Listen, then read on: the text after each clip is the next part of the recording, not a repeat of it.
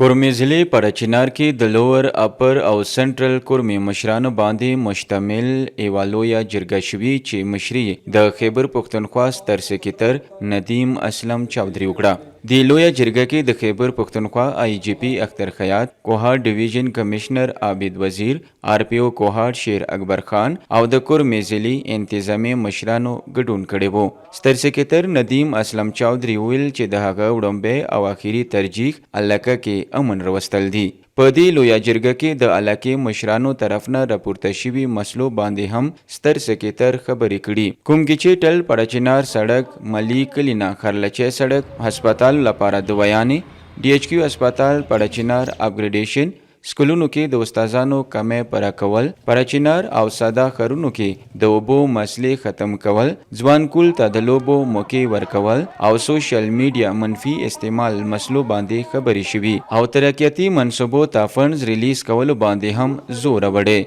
د سنټرل کورمي ایم پی ریا شاهین وویل چې د علاقې امن او ترهګرۍ ته ماتې ورکولو لپاره د کورمي خلک یو ځای کول پکار دي. کله چې مو یو وکنه د مو امن هیڅوک نشي خرابولی او کوم امیدونه باندې مو راغلي او دینه مخکې مو میټینګز شوي دي چیف سیکرټري صاحب سره، آی جی صاحب سره، کمشنر نور چې کوم مشران دي جی او سی صاحب بار مو میټینګز منعقد شوي دي.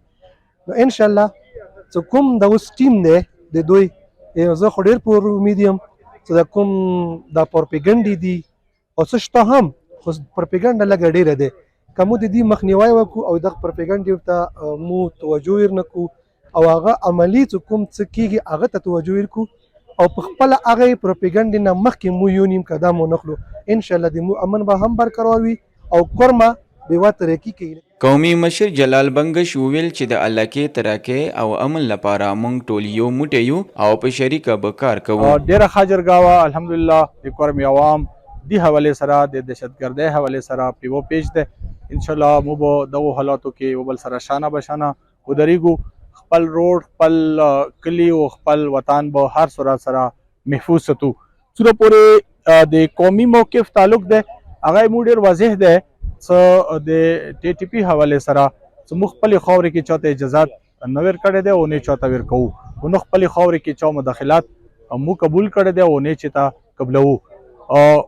څومره پورې د فورسز تعلق دی، د ریاست ادارو تعلق دی، هغه هم مو اپریشیټ کوو. هغوی لګیا دي د شونه کاونټر کوي، خپل حساب سره کوشش کوي او دوی نه مو اندا ډیمانډ کړی دی چې په کار دا خلک تاسو خپل علاقو کې کاونټر کوئ څنګه نو سنټرل کې او نو لوور او په اپر کې چې تا عوامي ځایو ته اپروچ وشي او نقصان وشي. جرګه ته خطاب په وخت آی جی پی اختر خیاط وینا وه چې د کورمي پولیس ته به جدید سہولیات ورکولی شي او پولیس کې به نوي بارتیانې عمل کې راوستلی شي. هغه زیاته کړه چې علاقه کې امن برقرار ساتل لومړی ترجیح ده.